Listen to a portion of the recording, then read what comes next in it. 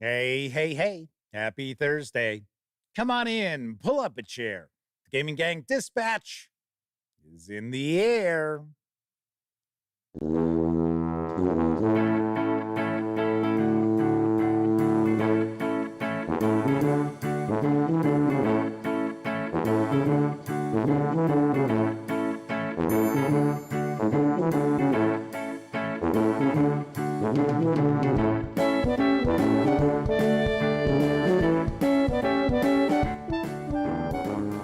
Howdy, gang, and welcome once again to the Duct Tape Studios. I'm Jeff McAleer, your host, here at the Gaming Gang Dispatch, brought to you by, shockingly enough, thegaminggang.com, of which I happen to be the founder and editor-in-chief, and even more shockingly enough, this month's sponsor has been Roll-A-Crit. That's right, Roll-A-Crit, the makers of the newly redesigned Ultimate Bag of Holding. Yes, this is a sweet, sweet bag that's going to hold up to a lot of, well, I don't want to say abuse, but a lot of strain here and there. I would take a stab. So yes, Roll-A-Crit has been our sponsor throughout the month of August. We'll talk a little bit more about Roll-A-Crit in a few moments. But of course, welcome aboard, everybody. Tonight is Thursday, August 29th, 2024. This is live stream number 1093. Yowza. If you're not overly familiar with the show, let me point out, super casual around here. Just hang out talking about the latest in tabletop gaming news, and then I'll usually pontificate on a topic related to the hobby. Well, tonight we are going to be doing our August AMA, seeing that this is the final show of August. Now, I've had people ask me, about maybe doing like a monthly Ask Me Anything. So I did last month. I will do it again tonight. So if you have any questions, want to toss my way, hold on to them until we get through the tabletop gaming news and then fire away. I also have a few questions that were emailed to me as well. I should say a couple, not a few. A couple means two. So there is that. So yeah, so tonight's going to be even more casual than usual just by doing the AMA. So there is that. Of course, when you're not watching videos on the Gaming Gang channel, be sure to visit gaminggang.com for all latest in tabletop gaming news, reviews, and a whole lot more you are not going to find here on YouTube. You know the drill. Get your geek on at thegaminggang.com.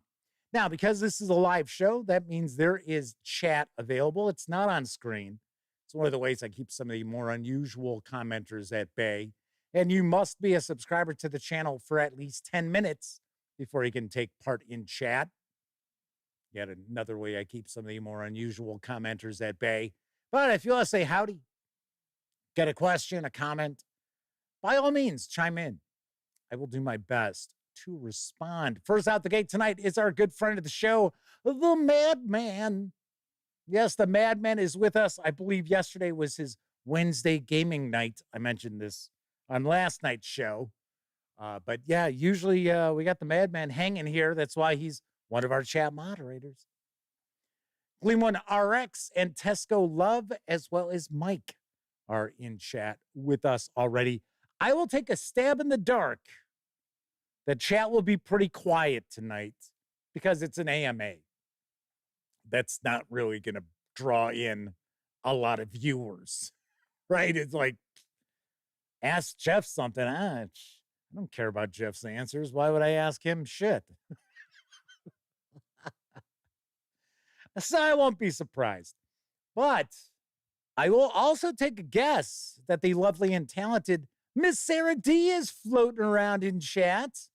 Yeah, lurking in the shadows with the glittery banhammer. So just because it's going to be a little quieter probably here in chat, don't assume that you're going to get away with anything. Roger Perdome is popping on in, as is Kev Reed. Yes, Sarah D is with us tonight. Said, don't stab in the dark. You might hit me. Well, I was saying a stab in the dark that we'd be quieter in chat. I made sure not to say stab in the dark that Sarah D is hanging in the shadows. So there you go, Sarah. You're safe from the stabbing. It's like one of my favorite, I know this is off topic, but once again, this is going to be a super, super casual show. So one of my favorite Norm Macdonald gags, and I was a big Norm Macdonald fan because I got his humor. A lot of people don't. A lot of people don't get it. But when he was hosting the Weekend Update on Saturday Night Live, I mean, those were absolute classics. And just how he was tearing into O.J. Simpson during the O.J. trial was just, I mean, that was classic. So my all-time favorite is they're talking about when I think it was Johnny Cochran had this like ski cap that it was supposedly evidence, and Norm Macdonald's going on and said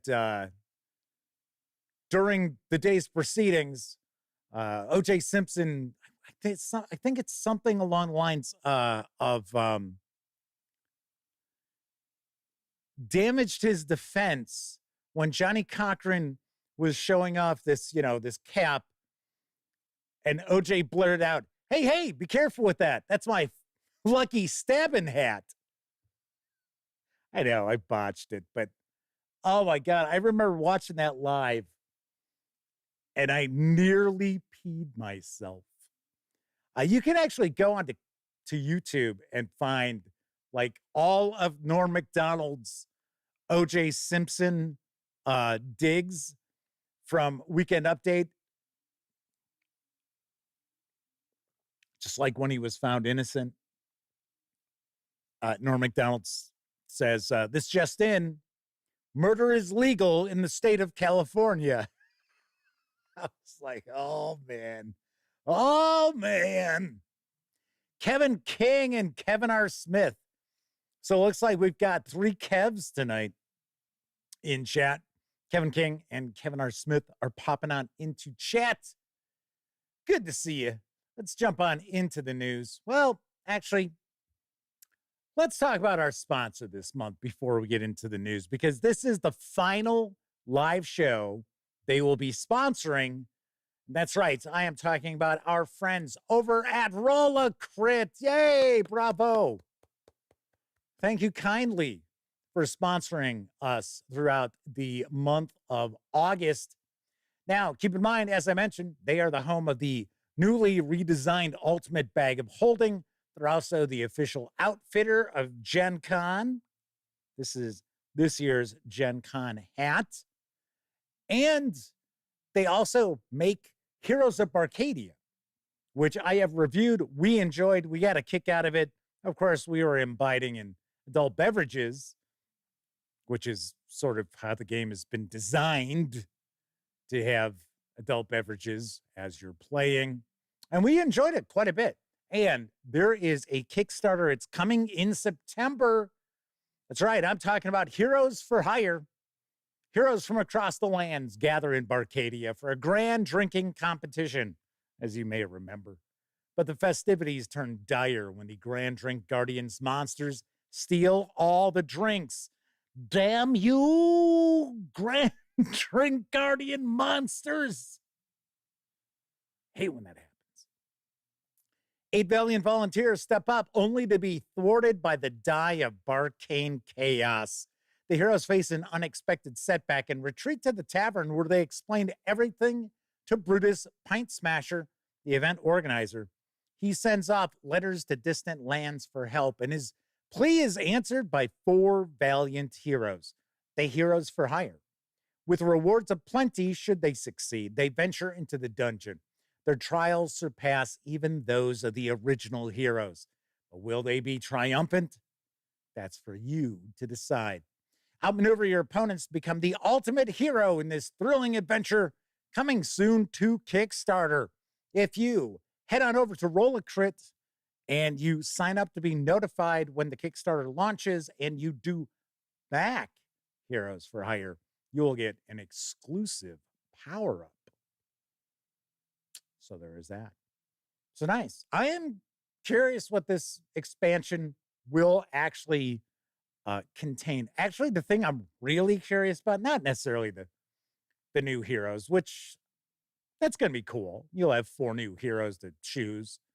I'm kind of curious about this die of Barcane Chaos. What does that do? What is it? I get the feeling that it's going to kind of be some like random events that take place. That is my guess. That is my guess. Kathy Evans is with us in chat. Brett Norton is with us. I think this might be a first-time visit in chat for Brent. Name's not ringing a bell, but then again, it's me. Dan Webb is with us, and Typical DM's mini chest. Now, I know we've had Typical DM before, but we've never had the mini chest popping on in. So looks like chat's kind of rocking and rolling already. So the Man points out that bag of holding, which he picked up himself, is really well made. Definitely going to hold up for a long time. Yes. Yes, it shall. And it's got a lot of really cool pockets that you can utilize. So I like that. There's only one thing I'm sort of like, it's the front. Here, I'll show you. I mean, it's funny because it's just a pretty minor thing, but this pocket here, right? So there's actually a big pocket. I wish it was a little tighter. I wish this fabric was a little tighter, but I understand why it's loose like this. That's so you can fit a lot more stuff into that pocket. So I do get it. To me, it doesn't look as sleek.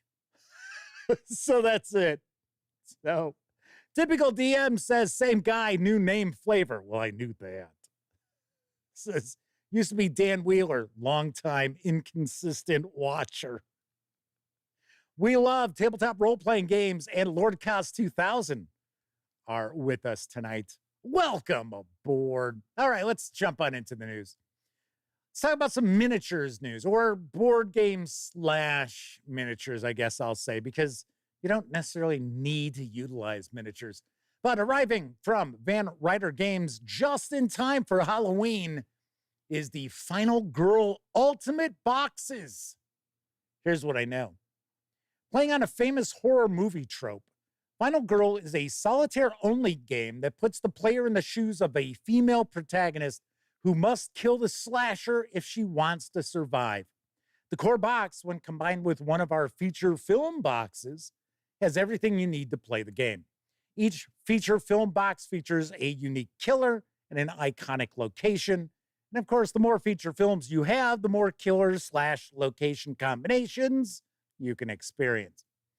An ultimate box comes with everything Ryder Games has created for a given Final Girl series.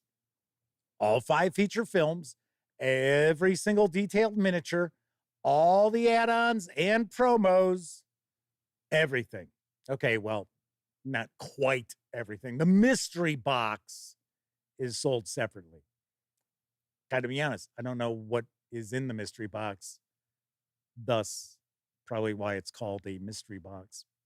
Now, I should mention retail availability of these ultimate boxes are going to be extremely limited. As I mentioned, there are 2 for each season of Final Girl. You have 1 ultimate box. Although I think there's a 3rd season that maybe they recently kickstarted or something like that. But as far as the ultimate boxes go, there are 2. So as an example, the season 1 ultimate box contains the core box. Now, the second ultimate box does not include the core box. So keep that in mind. It also has the Happy Trails Horror, Haunting of Creech Manor, Slaughter in the Groves, Carnage at the Carnival, Frightmare on Maple Lane. I wonder where they got that inspiration from. As well as Terror from Above. There's also a game mat bundle, the Miniatures Box Series #1, the Lore Book Series #1, the Paula promo card, the Vehicle Pack Series 1, which is miniatures, the Season 1 Gruesome Death books, the Cast and Crew box for Season 1, and the Bonus Features box for Season 1, as well as the Birds Miniatures pack. So you have miniatures of birds. As mentioned, there are 2 ultimate boxes. They're each going to carry an MSRP of $229.99. And I know you're like, ouch! My goodness. Did he just say $229.99? Why, yes. Yes, I did. So this caught my eye, and I was also kind of curious.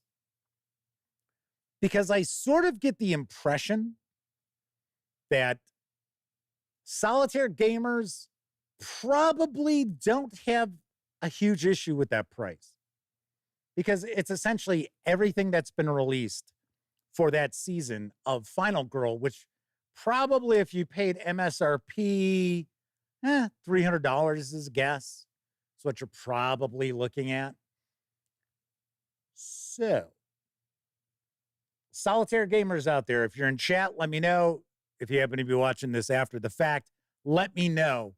Do you tend to spend more money on games that you know you're just going to be playing, just solitaire for yourself?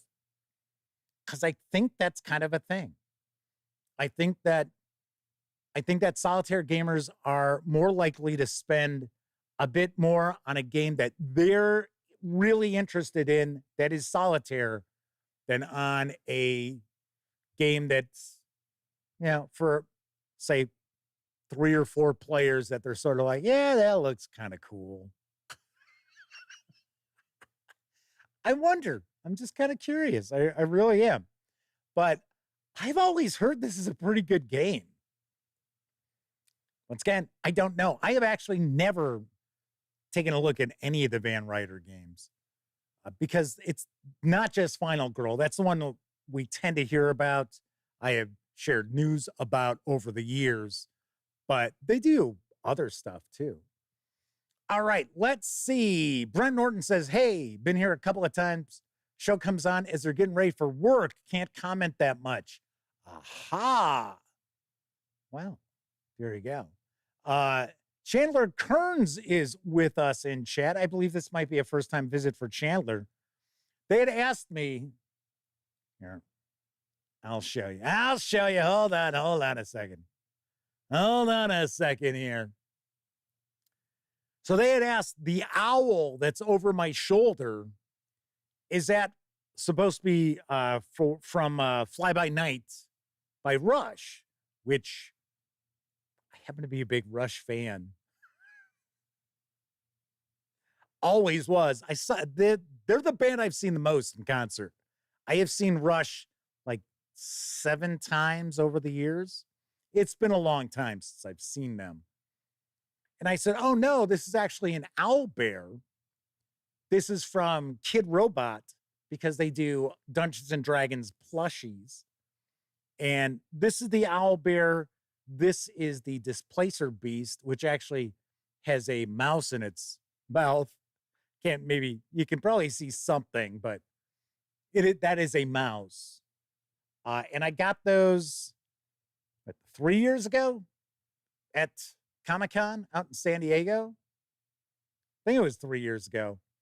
Because I had heard of them, I had seen, stuff for Kid Robot. And they also had the Beholder, but it was pink and I didn't care for the look of it. So I was like, no, but I like those. So I picked those up. So yes, that is what that is. Chandler had asked, like I said, is it Is it like Fly By Night by Rush? And I'm like, no. By Tor and the Snow Dog. That's old, really old Rush. They're asking, have I named it Geddy Lee, Alex Lifeson, or Neil Peart? No, I don't. I have not named either of those. I've not named any of this stuff behind me. Only one that's got a name is Lil Bub. Right there, the little wizard cat, because that was Lil Bub, who passed away, a couple Christmases ago? That they did a lot of charity work in that. Really cute, kind of, I think it was a dwarf for one, but then it had other, like, it didn't have teeth and stuff like that, but it was a real sweet cat that they did charity stuff, so I was helping charity. Yeah. Well, I say, hey, it's a cat dressed like a wizard. Okay, I need to buy that. So there you go. All right, let's see. Typical DM's mini chest. I'm just going to say typical DM. Said, they really tried to like Final Girl as a game. Wasn't for them. They enjoyed the miniatures, though. Aha. Coco B's with us. Said it was the pig-headed guy in the kitchen with the chainsaw. Yeah, that's 21st century Clue. Chan Su Chu, I know, not even coming close on that pronunciation. Who, if I remember correctly, is from Taiwan, is joining us in chat. Mike says, oh man, YouTube commercials be like every 5 minutes, the last 2 live shows. And and funny enough, I can't do anything with like the recording of the streams until about 12 hours go by, 11 hours or whatever. That's why if you're watching after the fact, but the show ended like 2 hours previously, if you see like the end screen, there's nothing there, right? Now, if you happen to watch this video the next day, you'll see, oh, look, there's a link to the channel. There's links, whatever. So I'm able to put in the ad breaks. And the thing is, half the time, YouTube will actually put some ads into the video, which I appreciate because it is revenue, right? But half the time, there's no ads been added to it. I have to go in and actually add the advertisements, the ad breaks by hand, which isn't that big of a pain in the butt. But the problem is the vast majority of the views that take place on these live streams take place in the first 12 hours of the show being out there. It's like,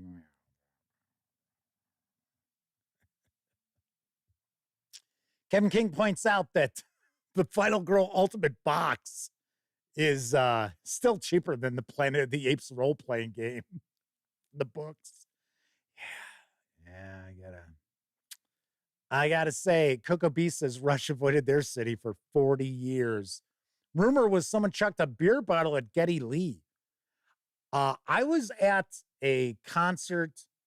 I went saw Def Leppard.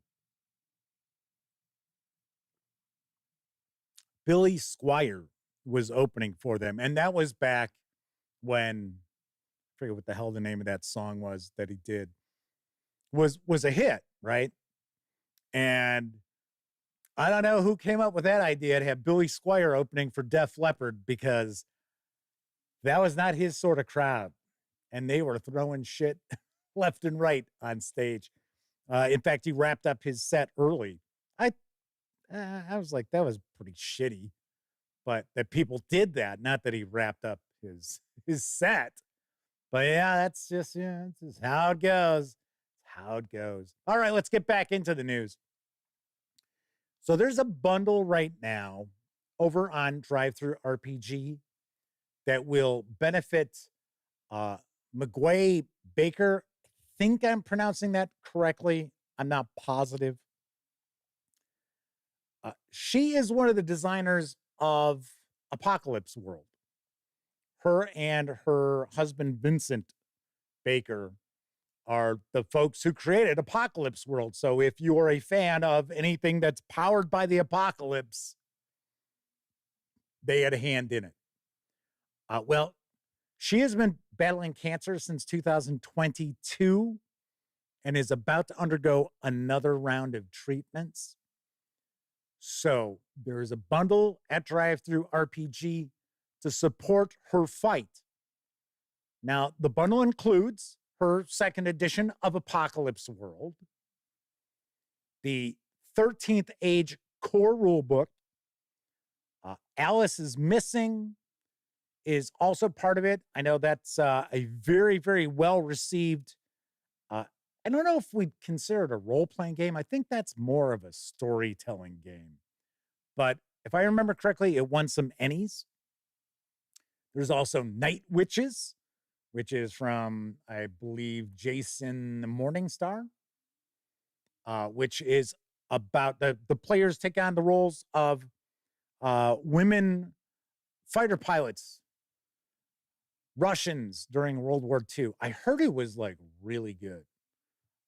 And there's other stuff too. It's not just these items.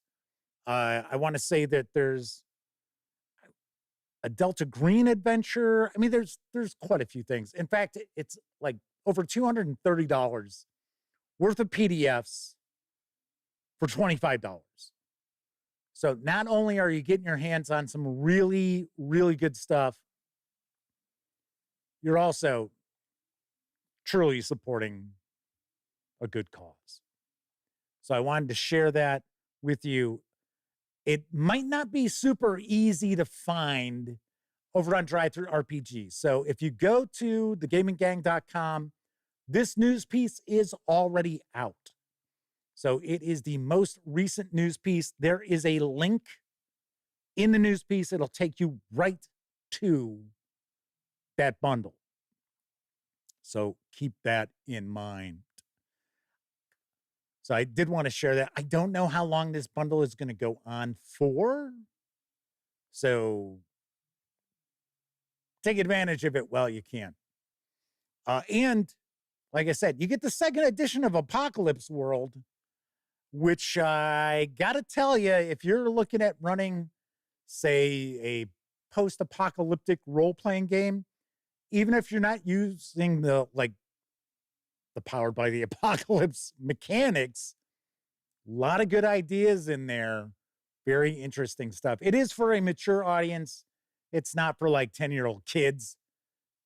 But then again, you know, most of the role-playing games that we talk about probably aren't for 10-year-old kids either. So there is that. Tranerios, I don't know if I even got close to that, is with us asking what segment did they arrive to? Because I was talking, I didn't have any like news items popping up. They're probably like, wait a second, it's way too early. It's way too early for Jeff to be talking. Isn't he doing the news? What the hell's going on? Brent Norton says, same thing happened to Smashing Pumpkins. I used to see them a bunch before they got big. Because I lived in Chicago and I was into that sort of music. So, yes, I saw Smashing Pumpkins a couple of times. I remember, I think we were at the Metro when we saw them, but they opened for Guns N' Roses. Yeah. Okay. Yeah, that doesn't seem like that'd be the right crowd either. Although a little closer in styles than Billy Squier and Def Leppard. Chris Lundgren says, Buddy wants to shout out. He's watching. Well, hello, Buddy. Good to see you. That is Chris's cockatiel, who's hanging out with us too. Moonride Long, the Barella's connection for Fall of Delta Green is now landing in stores from Pelgrane Press. Here's the latest. In 1968, in response to sinister influences that threatened to corrupt America from within and without, the federal government established a new agency, one that quickly acquired a reputation for ambitious operations overseas, for covert action and for doing what had to be done, no matter the cost. No, we're not talking about Delta Green. This new agency was the Bureau of Narcotics and Dangerous Drugs, the BNDD, and within it, the forces of Delta Green. Trail of the White Powder. Hunt the unnatural across the world, from the opium fields of Laos to the skies above the Pacific, from Turkish smuggling routes to the secret heroin labs of Marseille. Follow the trade in misery and fight the horrors along the way. Expose the criminal underworld and discover that it's inextricably linked with other secret realms.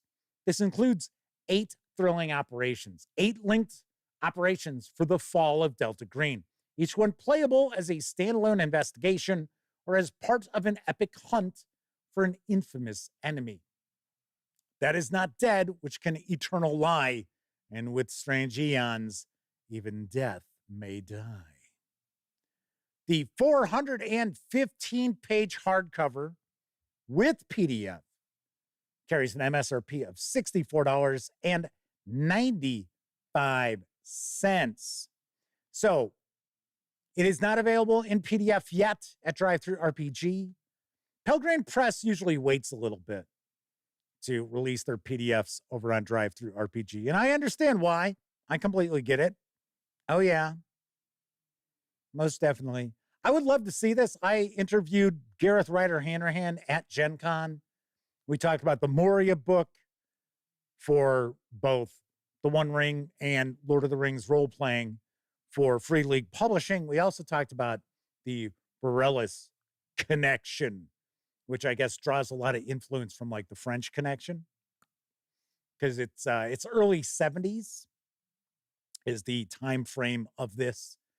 Interestingly enough, the fall of Delta Green mechanically is very, very different than Delta Green. I do believe, I have not personally checked this out. In fact, if I remember correctly, we've got a review of the fall of Delta Green, but Sammy, I think, did the review for it. If I remember right, I think it uses 6-sided dice. So it is not percentile dice. I do not believe. And if you are wondering what's cooking with Pelgrane Press, I don't know. They had reached out. They wanted to get on board, start working with me. Went to Gen Con. Nothing. So I don't know. I'll probably reach out again and see what's going on, because they've got a second edition of 13th Age, which I believe is coming to Kickstarter. I don't think it hit Kickstarter yet. So that is on the horizon. I would like to check this out. I would personally like to check out the fall of Delta Green, because that's supposed to be pretty cool too. And it's Ken Hite. Ken Hite is good stuff. Tesco Love says fall of Delta Green is Gumshoe. Yeah, I thought it was. I thought it was the Gumshoe system, which, if you're ever looking for something, if you're interested in doing something that would be like Buffy the Vampire Slayer, or even like Scooby-Doo, Nancy Drew, Hardy Boys, or if you were looking to do something where it's not as kiddified, I guess I'll say, as, say,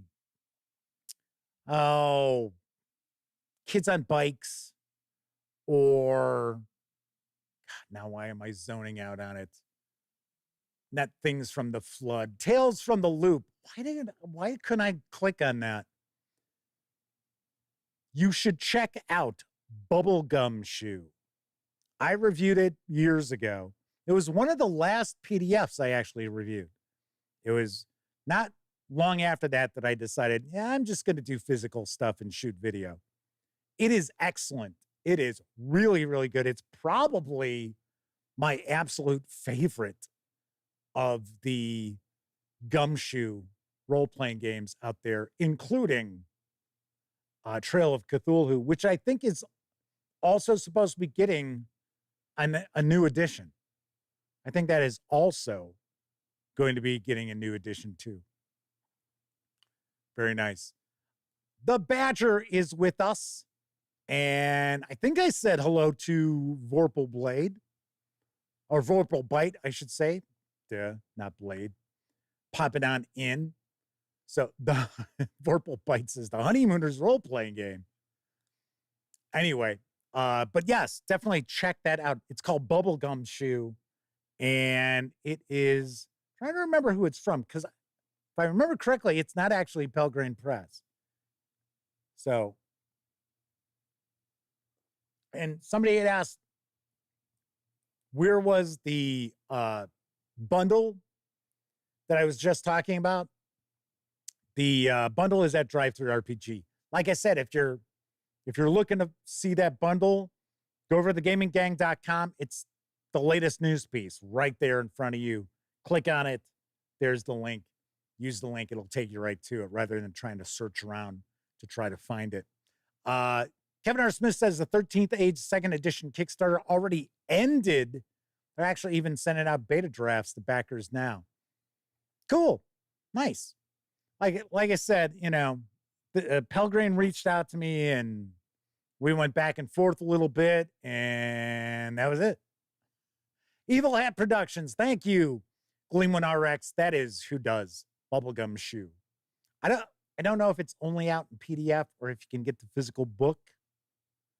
Tessie Trekkie has popped on in and said, Bubblegum Shoe is Evil Hat. The book's about a foot from them at the moment. Nice. Very cool. Flaming Heron said they found it fairly quickly. Nice. Do me a favor, folks. If you decide to do it, if you're going to back that bundle, go through the link on thegaminggang.com, because I am kind of curious of the impact that news pieces I do actually has. We'll talk about that when we wrap up with the news. Anyway, moving right along. Like I said, this is a super casual episode tonight, so it's not like I'm in any big hurry to rock through the news. The Vastlands Guidebook Bootleg Beta Early Release PDF is right now available absolutely free from Luka Rejec and Exalted Funeral. Here's the scoop. Characters, rules, equipment, and powers for the Ultraviolet Grasslands and Our Golden Age still has 2 days left on backer kit, and other games in the Synthetic Dream Machine. It's for everyone at the table, the player who referees the game and the players who run the characters. Rules loose, psychedelic, metal roleplay in the vast lands at the edge of time and space. Welcome, curious explorer, to the vast lands, to a time beyond the end of time. Here in the heart of the world is the Circle Sea, the pond of pan-humanity surrounded by polychrome lands, an overgrown garden of humanity, here neat, there feral, sprawling out of sight of its absentee builders, safely kept by the inscrutable might of its warden angels, the Silex. There to the west, the psychedelic ultraviolet grasslands stretch beyond the edge of civilization and its faded histories, a deep, vast, mythic steppe littered with the detritus of time and space and memory. Safe travels at the end of time, beyond the edge of the last safe world. This PDF clocks in at 184 pages. It is absolutely free over at Exalted Funeral or Luka Rejec's Patreon page. I am sharing Wizard Thief Fighter because that is Luka Rejec's website. But this PDF's actually over at Exalted Funeral or Luka Rejec's Patreon. So if you go to Wizard Thief Fighter, you're not going to see the free PDF, but I do want to send you to Luka Rejec's website to check stuff out. Comprende? Understood? Very good. I do believe that this is part of the Golden Age, or our Golden Age Kickstarter, it'll be a physical book, though, if I remember correctly. Tessie Trekkie says, Luka is good people.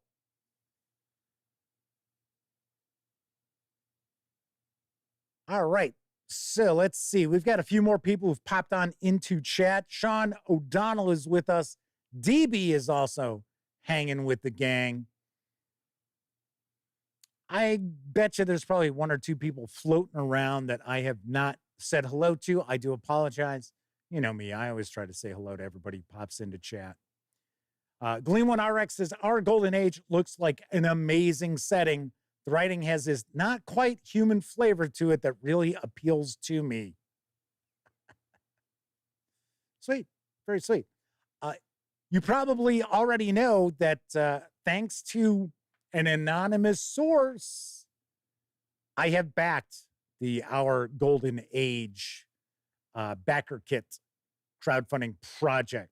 So we will see it when it comes out.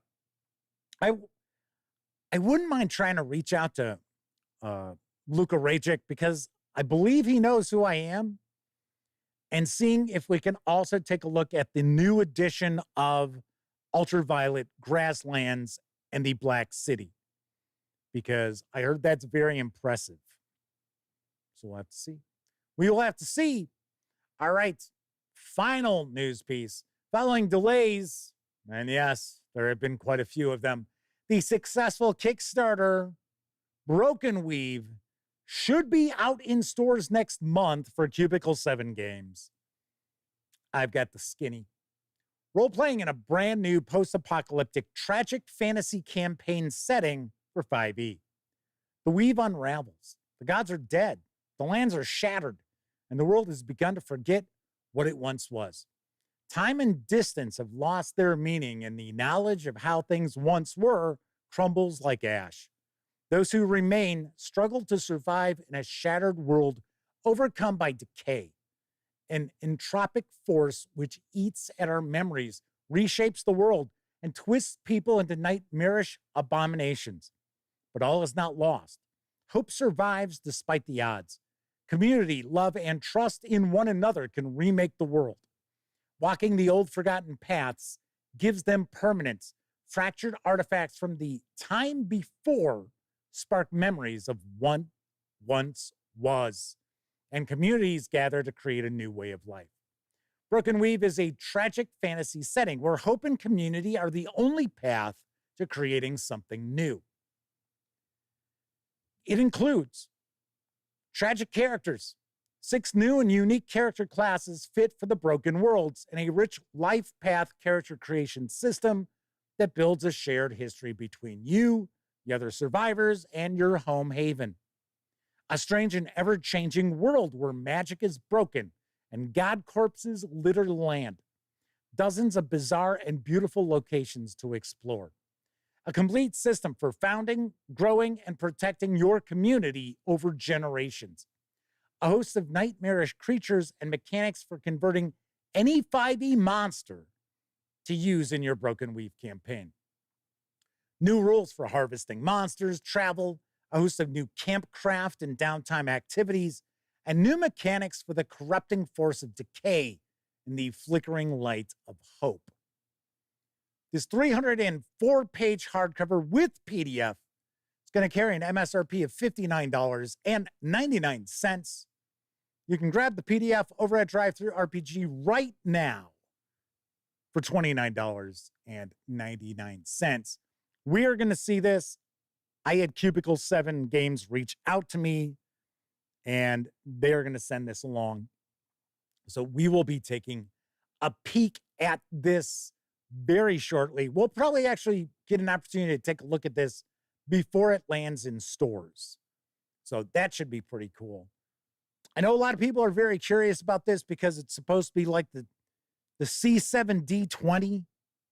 So even though it's 4-5E, it's also supposed to be kind of its own thing. So we will find out. We shall see. So I should also mention that Cobalt Press has sent out their, Castles and Crowns, the campaign builder. So that was getting sent out today. So we'll be taking a peek at that shortly as well. So pretty cool. Pretty nice. Semper Buffo has popped on into chat. There's a lot more people in chat than I expected. Truly. Kabuki Kid is with us too. Double K's in the house. Good to see you once again. So tonight, it's just an AMA and Ask Me Anything. And we're going to get to that in a few moments. So if you have some questions, get ready to pop them out there in chat. I also have some that have been emailed to me this morning. A couple I will tackle. But first, Sean O'Donnell says, Jeff doesn't believe we like him. No, it's just, as far as people tuning in, if it's something where I'm, talking about D&D, more people tend to tune in. If I'm doing something where it's like OSR related, people tend to tune in. If it's how to make villains more memorable, people don't really tune in, which is fine, which is okay. I mean, right now we've been averaging over the past month about 1,000 views per live show. So some get like 1,600 views. So that helps boost up other ones that get like 500-600 views. So pretty cool. I thought that was pretty cool. Shanbot V42 is with us once again. Good to see you. Anyway, so we'll get into the AMA in just a few moments. Do want to mention I am strongly considering making October old school October and trying to focus on old school styled role-playing games. Not necessarily only OSR, right? We're not talking only retro clones. Talking about games that incorporate an old school vibe. So I would think that should give me time to reach out to some companies, some publishers to look at maybe grabbing some review copies of stuff to share. Maybe focus on some stuff that I've covered previously. So keep that in mind. So I'm bouncing that around. Now, September is Troll Lord Games Month because we have got loads of Troll Lord Games releases to take a peek at. So you're going to see a lot of Troll Lord Games videos, a lot of stuff for Castles and Crusades. We're going to take a look at Castle Igsburg. I'm sorry. It's Castle Zigzag, the Igsburg book. Isn't that how it's pronounced? Something like that. Crazy Gary Gygax names for things. What the hell is that?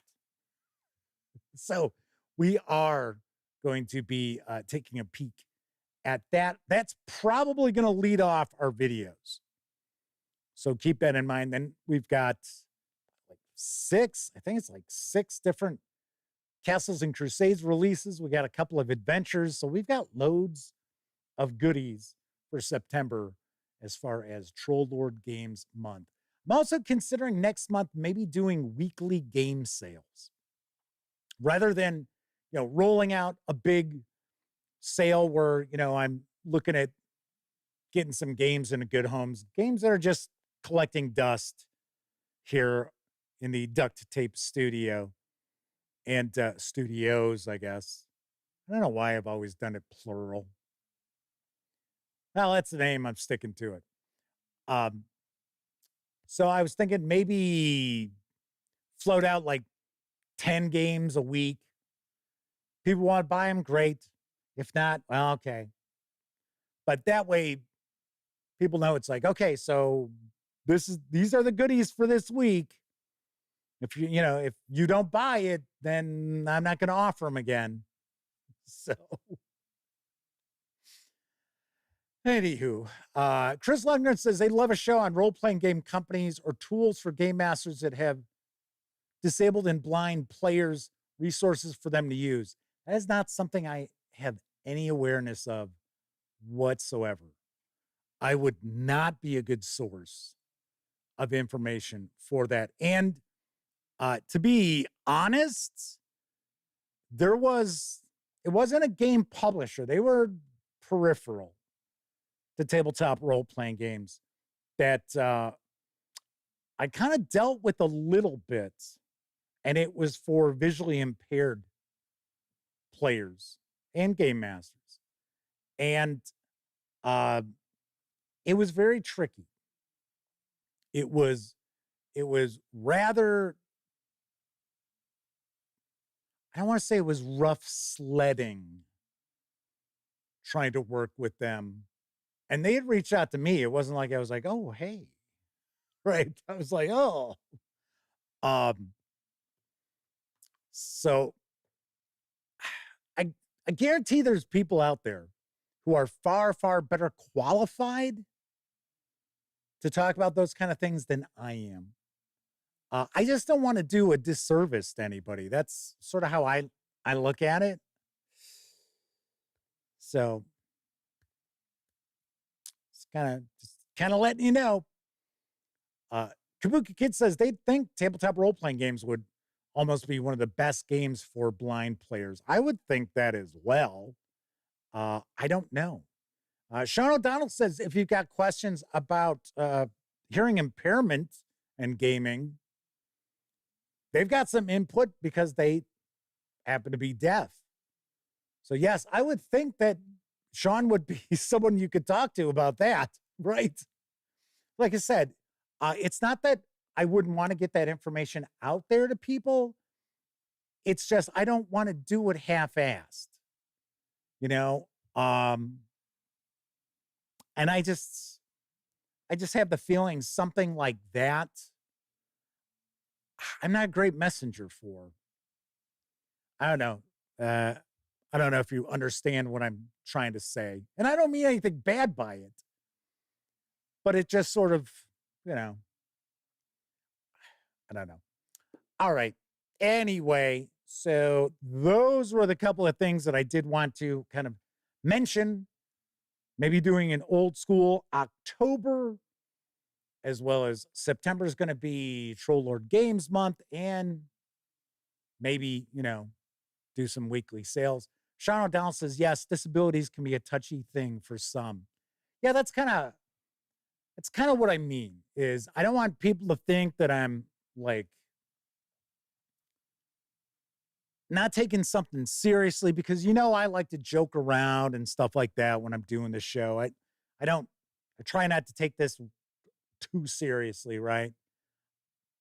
I don't want people to think that I'm making light of anyone's challenges or disabilities and things like that. So yeah, it's kind of why I'm saying I'm probably not the best messenger for that. So, all righty. We're going to get into this month's Ask Me Anything in just a few moments. But first, I think it's time for a brief intermission.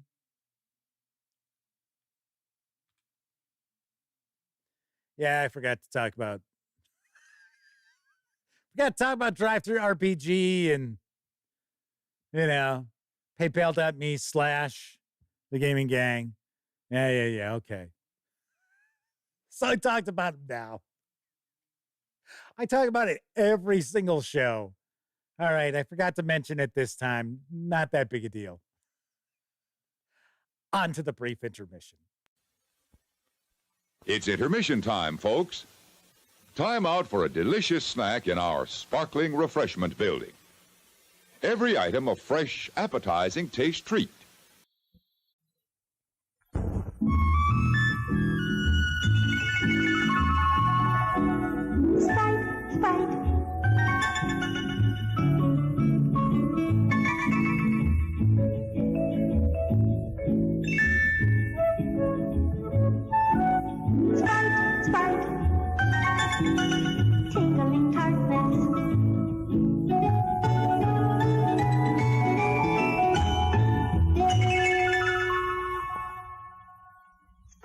Ladies and gentlemen, this commercial is going to use Subliminal advertising. That means you will never see or hear the name of the product. Oh, it'll be there on the screen, all right, but the naked eye cannot detect it. This way you sit back, relax, and enjoy me as I tell you this rather funny story. It seems that these three men decided to take a trip.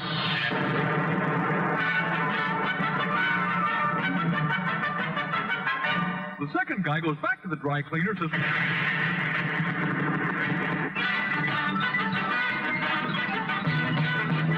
He opens the little door, goes...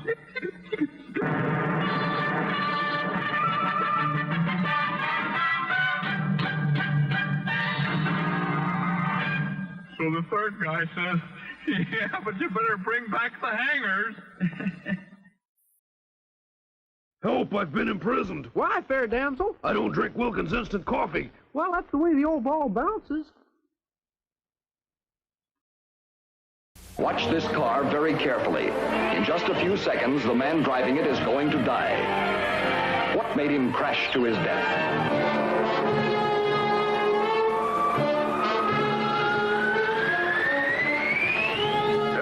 Your patients taking brain treatments. Yet he died from some kind of cerebral trouble just after he left this clinic. Perhaps it would help to clarify matters if I explained that some years ago I discovered a new technique in the treatment of certain neuroses. It involves what one might loosely term electronic hypnosis. Electronic hypnosis. It was a way of drugging a man's brain with weird sounds and strange pictures so that he craved for more and yet more. And who is Paul Zachin? I'm going to marry him. Well, congratulations. After you and I broke up, why, I seemed to go to pieces. But Paul has been very good to me. Well, I have no one to blame but myself. So here's to the future, Mrs. Paul Zachin. For a moment, you had me worried, Doctor. I cannot be a party to what may be murder. Starring Rod Cameron as an insurance investigator, probing the cause of a man's sudden death. Mary Murphy as Ruth, the girl who walked into a spider's web of terror and was trapped. Peter Illing as Zamkan, who created for his patients a strange new world of escape.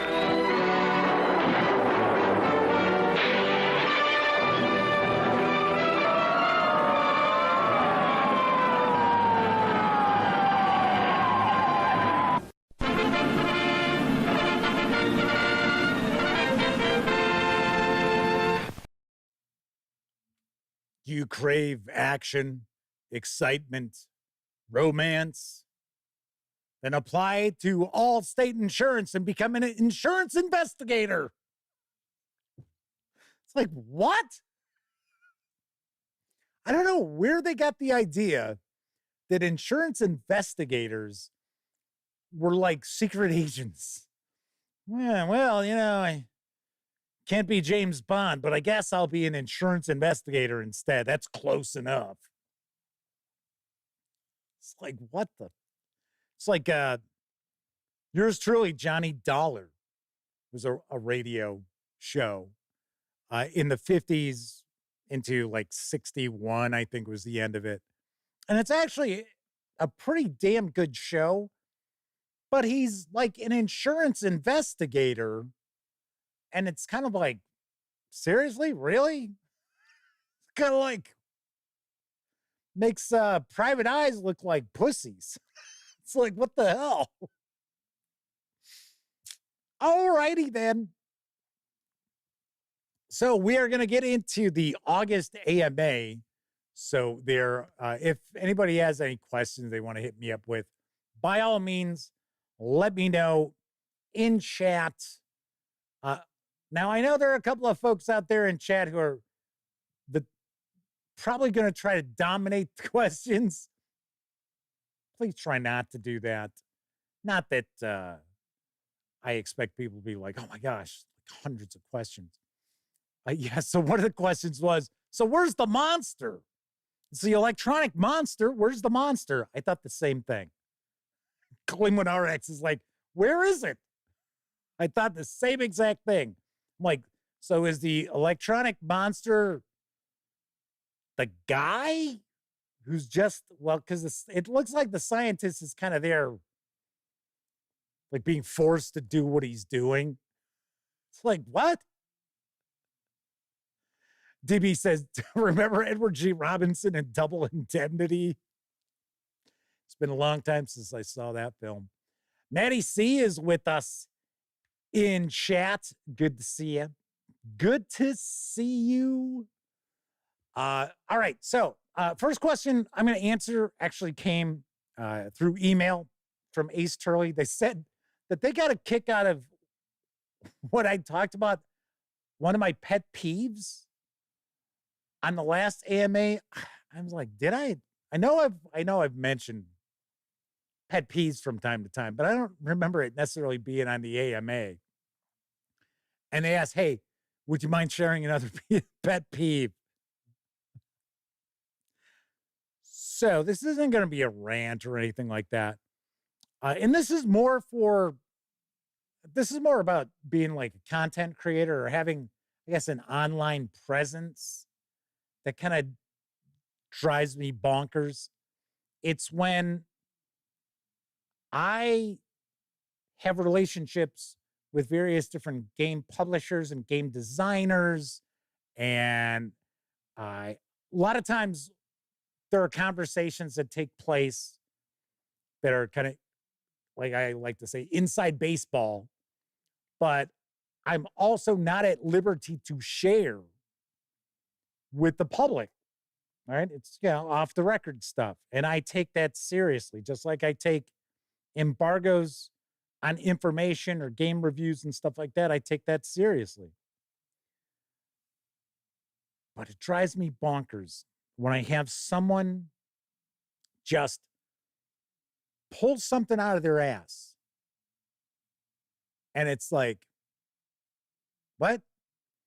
So as an example, and I'm not trying to call somebody out on the carpet, but this is just a great example. And I thought this was funny because it just happened earlier today. And this was a question that I got this morning about pet peeves. So I had mentioned that last night's topic was going to be, is Kickstarter and, our crowdfunding projects losing steam, essentially? Are fewer people backing Kickstarters and backer kits, Game Found, stuff like that? And the reality is, the answer to that question is yes. And the reason why I know that is the answer to that question is because I have had various different publishers tell me that. And I see people comment online that they are backing fewer Kickstarters. So someone had commented and they said, kind of surprised that was going to be your topic or whatever. Seeing that obviously people are supporting Kickstarters more than ever or something along those lines. And I'm sure it was because they've seen the $7+ million or whatever it's at now that Brotherwise Games has pulled in on that Cosmere role-playing game. Okay, that's one Kickstarter.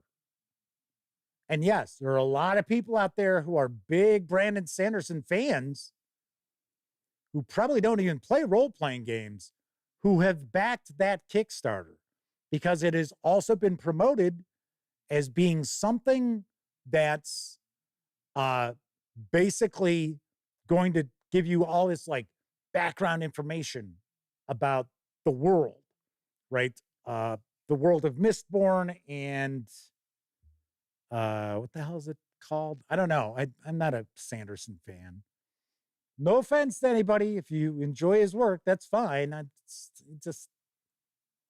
like a Joe Abercrombie guy. That's who I'm into. So anyway, I had mentioned, well, I commented back. And then they commented again as if, well, I'm this expert. Like they know. And it drives me nuts. And this is how many people are everywhere. There you go. Stormlight Archive. Thank you.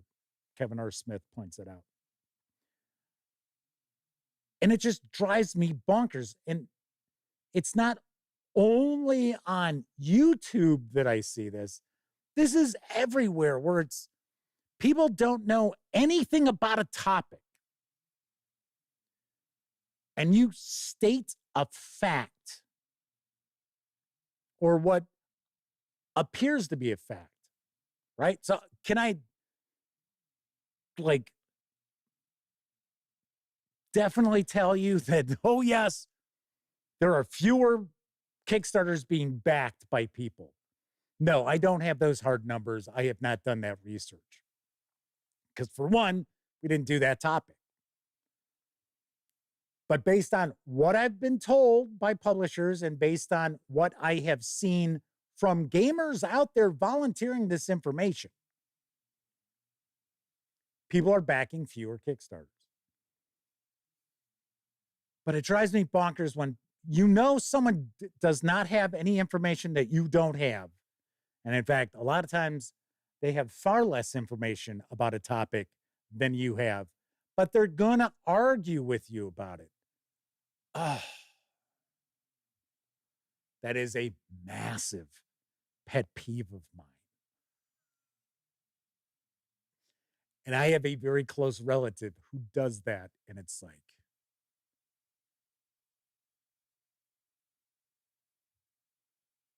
you're just pulling this out of your ass.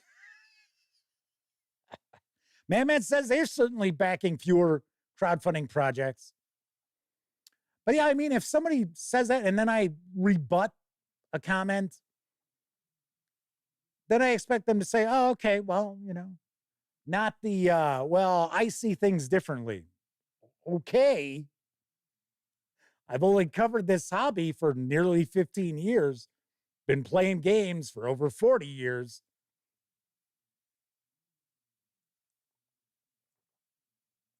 Sean O'Donnell points out, people are willing to assume their feelings are more valid than evidence. Yeah, that's just, and that is a sad thing these days. And I have talked about this prior. Like I said, I don't want to make this a rant. But there really is a dummying down of society, which is very, very sad to see taking place. And it's like right in your face. It's not like, oh, well, it's in the shadows. No, it's people, and it's people are willfully ignorant of things like that. I don't need to know anything about that. All right, so let's get into an AMA question from chat. What are my thoughts of separating art designer from artist game? So, Kevin, are you asking, what do I think about someone being removed from the credits of a game? Is that the question? I'm kind of curious. Sean O'Donnell says, yeah, we're in the midst of the death of expertise. Yes, that is true. Michael Burrell is with us in chat. Want to say hello. Okay, so I kind of have the impression that Kevin King is asking what I think of somebody being removed from the credits of a game. Because I know that has been a little bit of a controversy going on. God, I'm trying to remember who it was. It wasn't a huge publisher that did this.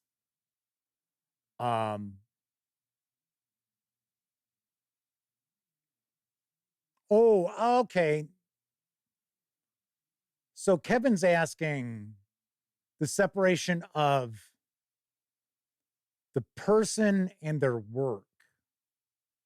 So great example. And people get mad at me when I sit there and say, well, okay, H.P. Lovecraft was really racist. They're like, it's like, no, he was. There's no getting around it.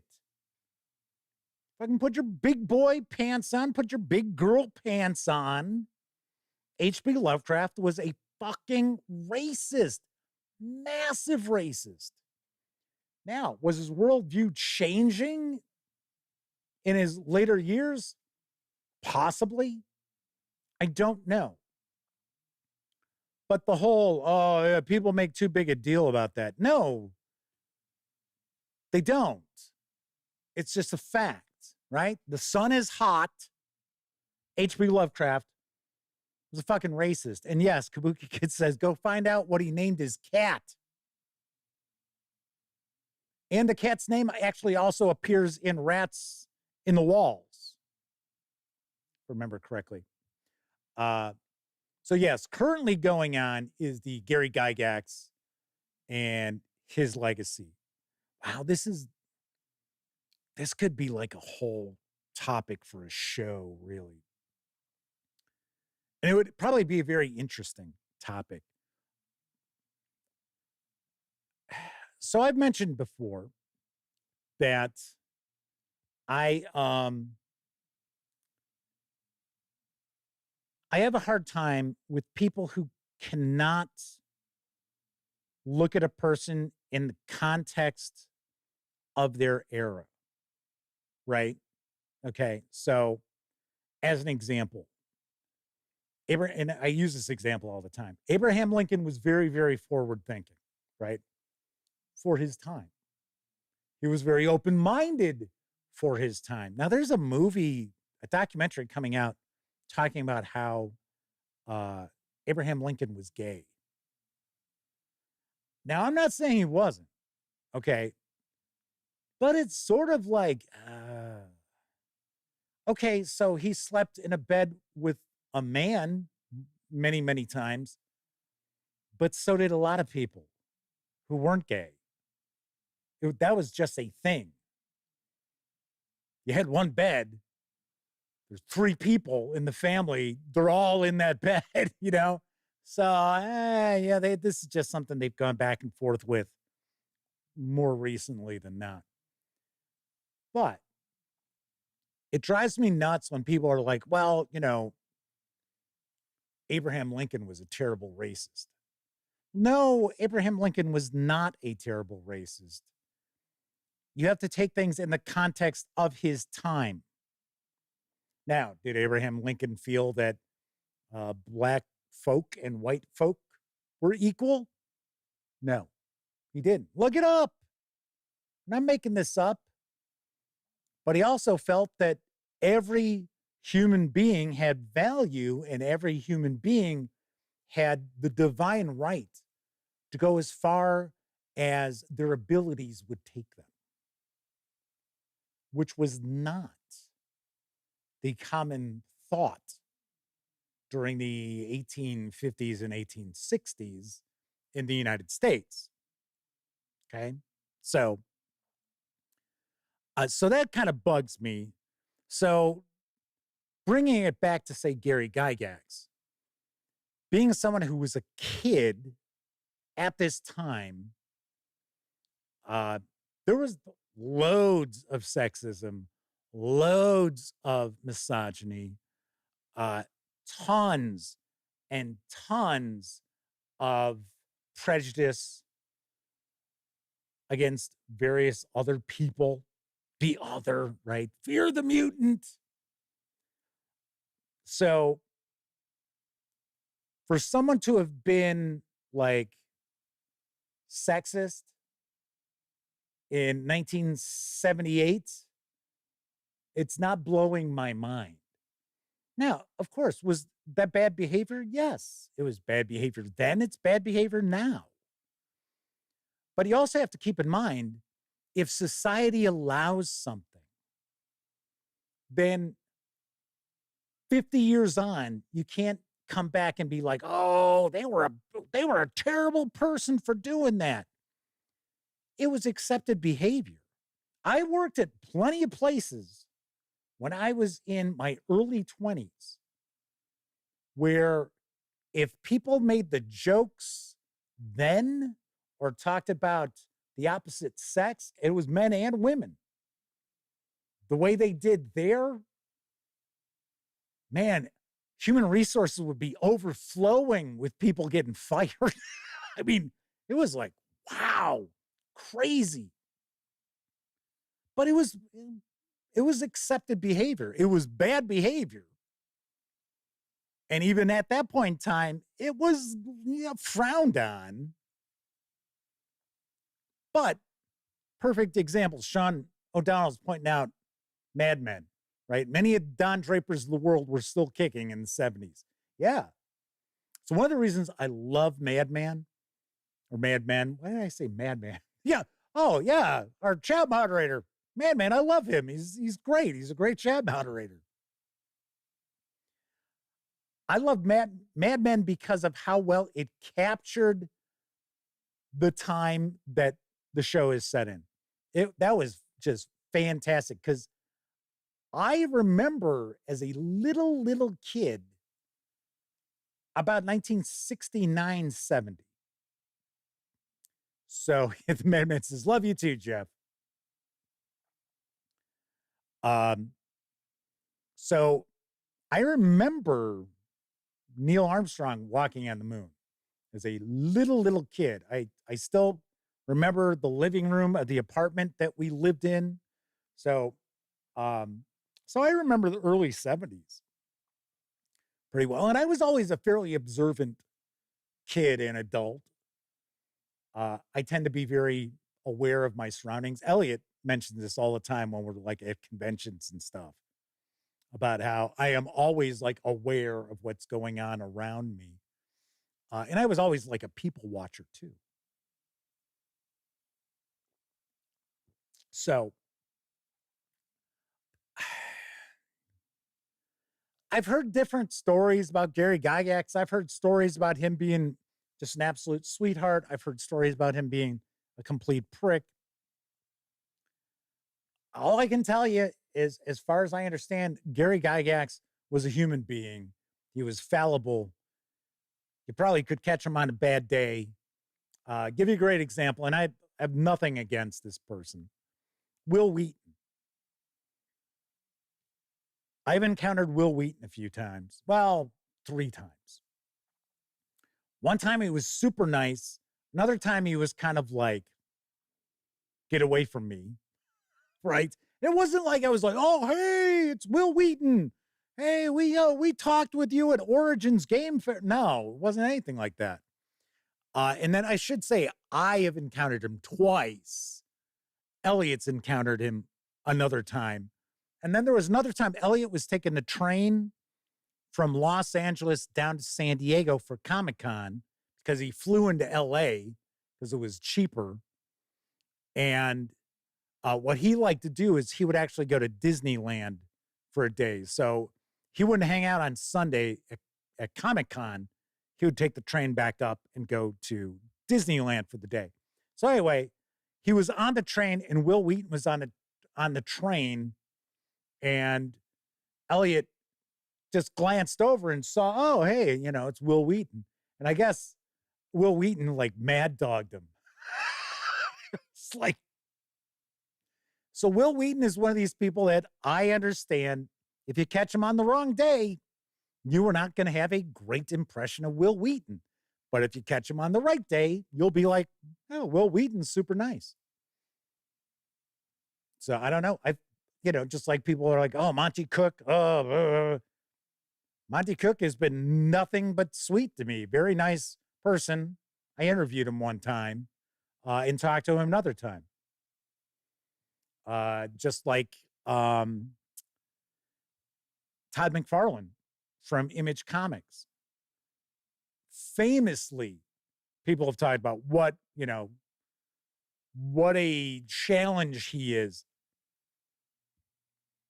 I've never had an issue with him. I've interviewed him twice, chatted with him once. He recognized me from the gaming gang. Nothing but super sweet. So as far as it goes, like I said, as far as Gary Gygax goes, he's a human being, fallible.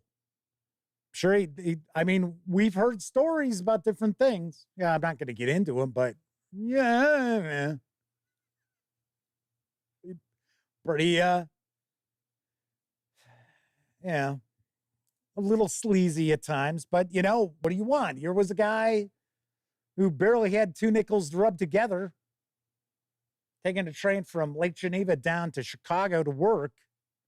And then suddenly he's out in LA and he's wheeling and dealing for like all these deals regarding Dungeons and Dragons and entertainment and stuff. So Chris Lundgren says they can separate the RPG creator. They love Lion and Dragon, great role-playing game, but RPG Pundit is a jerk. His games are well made. About the role-playing game because I love historical stuff.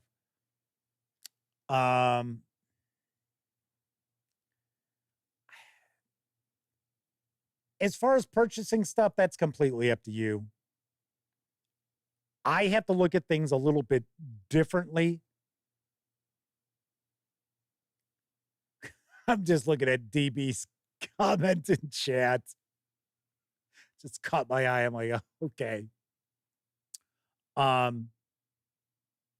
have to look at it a little differently because I do not want to reward poor behavior, is how I kind of look at it. So you as a gamer, by all means, yeah, that's buy whatever you want. That's completely up to you. I had just heard from, gosh, I'm trying to remember their name. I just did a news piece for it's an indie game, but I did a news piece for it last week, and I posted on our social media channels, and they had pointed they wanted to thank me. They reached out to thank me, and they said following the news piece. Right after I did the news piece on the show and then followed up on the website, they sold 25 copies of that game. So remember earlier I said, yeah, I kind of wonder what the impact of sharing something on the news is. That's it. So that's why I was saying, hey, do me a favor. If you're going to go support that bundle, use the link, because then I can see who, no, not like who personally, but how many people actually used that link. So I am kind of curious. But they were like, oh my gosh, they're like, you shared the news and we sold 25 copies right after it. I was like, oh, well, sweet, pretty cool. DB was asking, does Todd McFarlane game? He and Kabuki Kid has pointed out, yes, he loves wargaming. I know, and especially sports simulation board games. He geeks out about that, keeps spreadsheets and all of that. Yes, he does. DB says sports simulation like fantasy football? No. Like Status Pro baseball, Stratomatic baseball, APBA baseball, where you actually are playing the games of a previous season. So anyway, and yes, he has gotten into war games or historical games mainly because of the game that Academy Games did, isn't it? I think it's called Freedom, which is about the Underground Railroad. I guess he loved that. He was, because I did an interview with him, and I think it's part of the interview, or maybe it was part of our conversation that was, because the conversation we had without the camera going, or at least not recording, right, was actually longer than the interview. But yes, Freedom, the Underground Railroad. Thank you, Kabuki Kid. So, yeah, so he digs that. And that's how he knew me.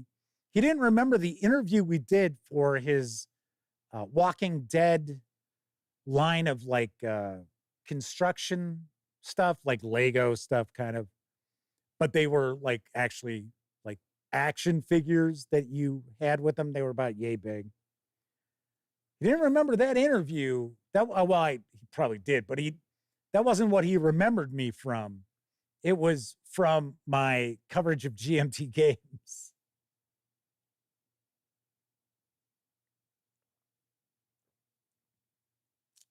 All right.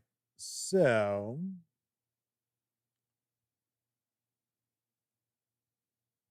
Chris Lundgren says they met Harrison Ford in the 90s. He was at Knott's Berry Farm when he worked there as a ride operator. Super kind and nice. He was bringing a bunch of kids with disabilities to the park for the day. I think he's become kind of a curmudgeon. I don't know. Let's see. Try to do a couple more questions. See, we did an AMA and didn't really tackle too many questions. So,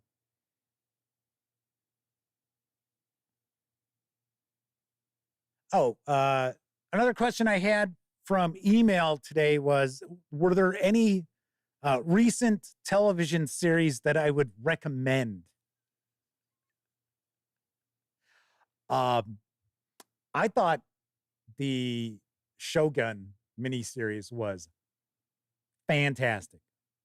I thought that was excellent. I'm really shocked that they're going to do a second season. But, money talks. What can I tell you? But I like that a lot. I like that a ton. Thought that was really good. I like Dark Wind. I think that's a pretty good series as well. That's over on AMC. Shogun was FX. Yeah, I just sometimes I'll like start watching something. I'm like, oh, I like this. So I binge watched a comedy series. I guess it's more dramedy, I guess. Trying. I like that a lot. And yeah, as far as like TV shows that have really jumped out at me, I think Shogun, Dark Winds, those are probably the two that I have liked the most as of recently. Okay. Anybody else want to hit me with a question or two? All right. Sean O'Donnell says, in Abomination Vaults, from the Elder Gods mythos, is heavily involved. I'd like to ask whether you have any tips or ideas how to bring that kind of horror to a game like Pathfinder 2nd Edition. Man, it's been a long, long time since I was taking a peek at Abomination Vaults. Chris Lundgren says they're watching Evil on Paramount Plus. Surprised how good it is. I have always heard good things about that, even though I think this was its final season that they were doing. I mean, I like shows like what they do in the Shadows and stuff like that. I tend to kind of binge watch like Friday nights because Friday is kind of my day off of doing stuff for the gaming gang, even though I do shoot videos and stuff like that. I make sure that I spend the least amount of time of the week. It's not like my day off, right? Man asks, my favorite beer so they know what to buy next time they see me. I like Guinness. I'm a Guinness drinker. But, if I'm just drinking a lager or something, I don't really care. Miller Lite, and that's mainly because my best friend is Elliot Miller, and we have always joked it's the family label.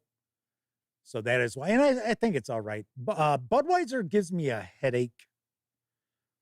Bud Lights and bottles used to give me a splitting headache after 3. And a buddy of mine said that they thought it was what they used to sterilize the bottles before they put the beer in there. Maybe I was having a bad reaction to, because I could drink 3 of any other beer and I could drink 3 Bud Lights on tap and never have an issue. So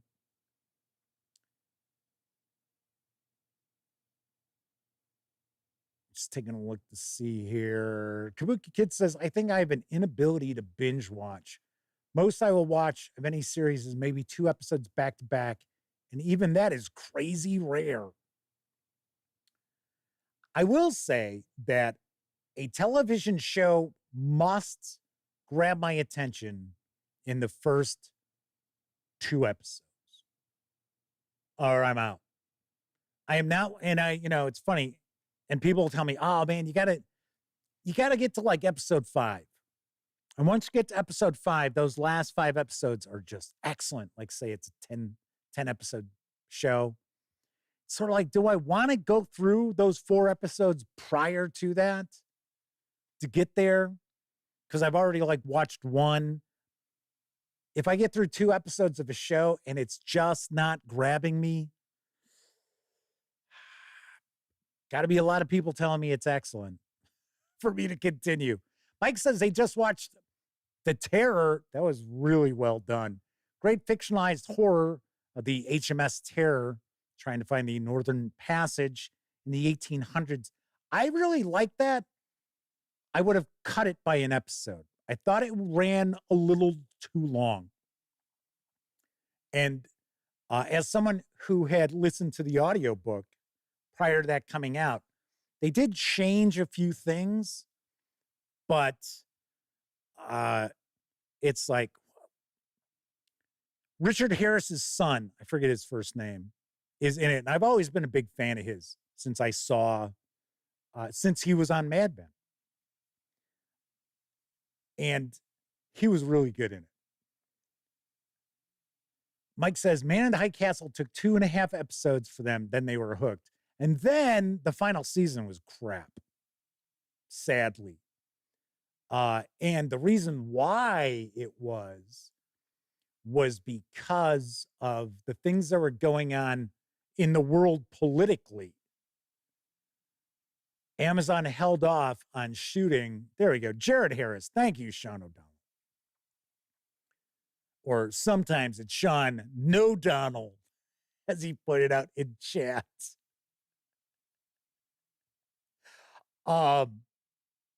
So, gosh, now I completely lost track of what the hell I was just talking about. Oh, Man in High Castle. Okay. I did a round table with the cast and other people from Man in the High Castle. It is a video from San Diego Comic-Con. Rufus Sewell was super cool. Really, really nice. That was prior to season 2. And I will also point out, here's another little side story. Amazon went all out at San Diego Comic-Con to promote Man in the High Castle. So what they ended up doing, we ended up getting tickets that they were handing out. So it wasn't even a press thing. They were just giving out tickets. And it was at a theater, but it was at a theater where they would also have live performances. So there was a stage. And they were gonna show the first 2 episodes of Man in the High Castle. And I knew about the story from Philip K. Dick. I had never read it, but I knew the premise of it. Crafty Matt and Liquid Nebula are with us in chat. Howdy. So anyway, so we get these tickets, we go, and they ended up having a section which was for people who had tickets. And then if you didn't have tickets, you could wait, kind of like almost like a will call, right? So anyway, so they let us in, and it's all the free booze you can drink. And they were doing Japanese beer and German beers. And they had popcorn and stuff like that. And then when you got to your seat, every seat had a copy of Man in the High Castle. So everyone who went in there ended up getting a copy of Man in the High Castle, which the book, which I ended up reading, is quite different than the show. Actually, it's far more science fiction-ish than the show was. There's a lot more going on. Like, they're on the moon, right? So they're they've got colonies on the moon in the book, or they're at least mining the moon. That doesn't happen in the TV show. So anyway, so of course we got liquored up because it was all free. That's one thing with press. It's like you go to a press party and stuff. It's like we're sucking them down. But the cool thing was, it was for everybody. So when the people who had tickets got in there, they started letting everybody else in, and they all got to enjoy all the free beer. And, well, they had wine too, but we were just drinking beer. And it was hysterical. We went, because you could just keep going back out to go get more liquor. And the people who were there were like practically shoving the booze down our throats. Last time we went out there, they were like, there's about 30 minutes left in the second episode. And they were like, so if you want more than one, because they would give you the bottle. If you want more than one, just let us know. And we're like, oh, yeah, okay. So they gave us like 3 each. Yeah, that was cool. That was very cool. So, little side track about Man in the High Castle. So, anyway, so the reason why season 3 sucked is because they spent so much time holding off on shooting season 3, because season 3 wasn't supposed to be the last season. But what they ended up doing was they had to hold off so long. So then there were actors who they weren't renewed to continue. So there were some characters that just mysteriously are gone in the 3rd season. And it's like, what? What the hell happened there? And there's new characters who are just kind of thrown in. And it was kind of like, it just, a lot of it felt rushed. You had characters that, were occupying a lot of screen time that you had not established any sort of relationship with. So, it's one thing if you have an ongoing series that brings in like 1 or 2 major new characters, that's one thing. But when it's like 50% of the cast is turned over, you're like, what the hell? What? Huh? Anyway. Chandler Kern says episode 1 of Orphan Black is awful. Yeah, that's as far as I got with that show. I watched the first episode and I was like, yeah. Chris Lundgren says Star Trek Prodigy is amazing on Netflix. Star Trek for everyone, not just for kids. I have not watched it. Just for one, I don't. From what I saw, it wasn't digging the character designs. Crafty Matt asks, will I be participating in Sumerian in September? All 21 Howard stories in 30 days?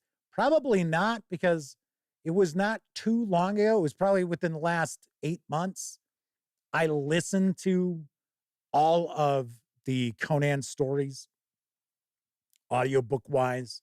So I will probably not be taking part in that. So, want to point that out. Okay, so real quick, back to Kevin King's question about handling Lovecraftian horror in a mechanics-heavy system. So, was it Kevin that asked about Abomination Vaults? I thought that was someone else. I thought there was like, oh, there we go. It was Sean O'Donnell. Okay, so here's what I would recommend. This will be our last question for this month's AMA. As far as utilizing horror in Pathfinder 2nd edition, remastered, whatever, I would say a few things. Drop hints, for one. Drop some hints. Do some foreshadowing for the big bad. Don't just pop them out there like in the last chapter, right? So like a 3-chapter adventure, the big bad, traditionally with the Pathfinder adventure paths, the big bad pops at the end, or at least in the final chapter. And there's some references. I would also, well, this might piss off some players. I would also want to make sure that my players understood that their characters could take a dirt nap. That, because you can't have any sort of a like horror role-playing game without the threat of character death. In fact, the reality is, in my opinion, role-playing games where the characters are super heroic to start off with, and I like Pathfinder 2nd Edition, don't get me wrong. And there are some 5e adventures that I really like, don't get me wrong. But when your players know that they can get away with pretty much doing any stupid thing, and there will not be any serious repercussions for their characters, to me, I feel that ties the hands of the game master. So you must be willing to kill off your babies, as they like to say, with like writers, right? Got to be willing to kill off the babies. Otherwise, you just don't have that sort of impact.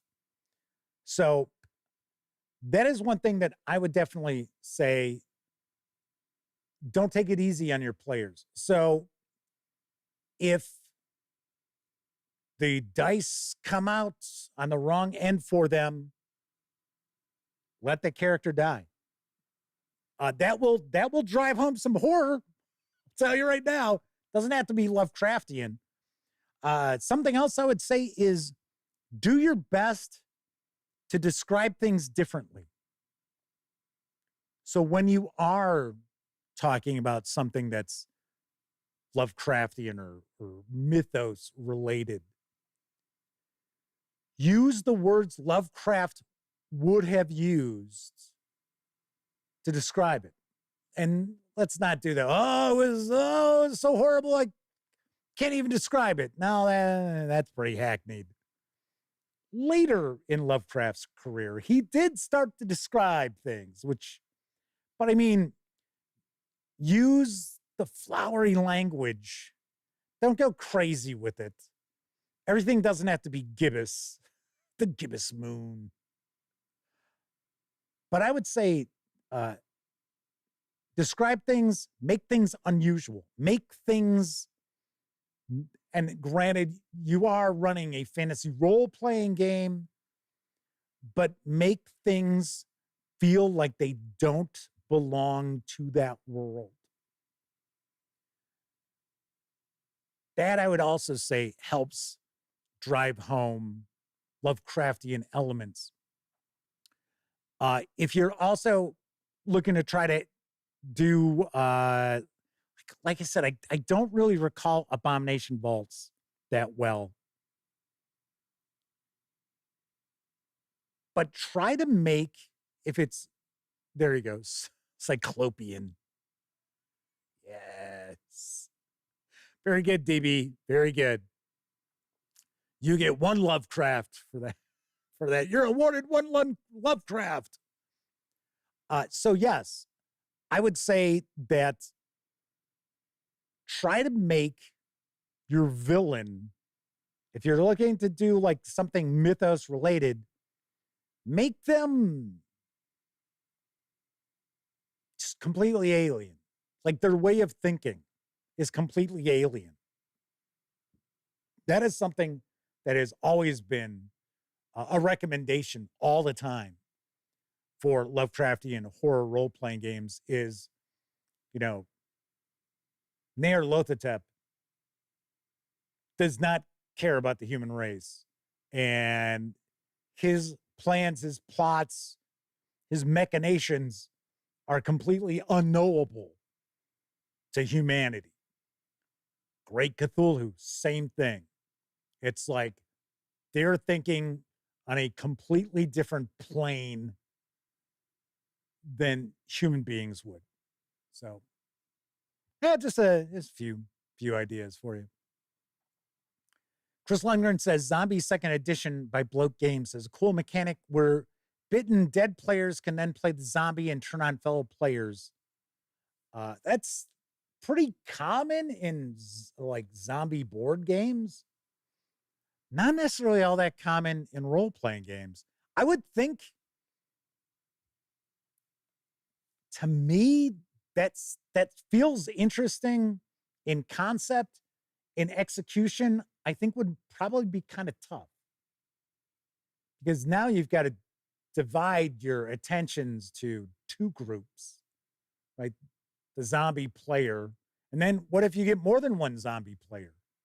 They're zombies. They're not going to be sitting there like discussing game plans. Yeah, I think that would kind of divide the table a little strangely. Make it tough on the game master. It'd be easy for the players. I think it'd be tough on the game master. All right, that is it for this time out. Once again, big thank you to this month's sponsor, Roll a Crit, home of the newly redesigned Ultimate Bag of Holding. Thank you very kindly. They have sponsored us all month long. We will have a new sponsor. We might end up with two sponsors for September, but I know we've got one. It's a secret. I won't tell you. You won't find out until the next show in September, which would be September 3rd, I believe, is the next Tuesday. All right. If you were watching live, thank you very much. If you watched live, took part in chat in the AMA, big tip of the cap to you, because not only were you keeping me company and giving me stuff to talk about, you also kept each other company as well. But of course, I know a lot of folks out there, they don't have an opportunity to watch live. Doesn't matter if you're watching live or on Memorex. Thank you very much for taking time out to watch any of the videos here on the Gaming Gang channel. I've got lots of stuff coming up this week. So you will find quite a few videos popping throughout the holiday weekend and into next week as well. So stay tuned for that. Everybody enjoy the rest of your morning, afternoon, evening, whatever time of day it is in your neck of the woods. Give the video a thumbs up if you like it. Subscribe to the channel if you haven't already. And if you do subscribe, don't forget, ring that bell. It'll not only let you know when the Dispatch streams live Tuesday, Wednesday, and Thursday evenings at 7 p.m. Central right here on YouTube. I'll also let you know when I share other videos, such as my upcoming review of Jewel of the Indigo Isles from Roll for Combat. That's right. That'll be up this week. And it is a hefty tome. I will do my best to make sure that the review is maybe about 15 minutes long, because there's a lot in here, and I am going to stay as spoiler-free as I possibly can, as I do with most adventures.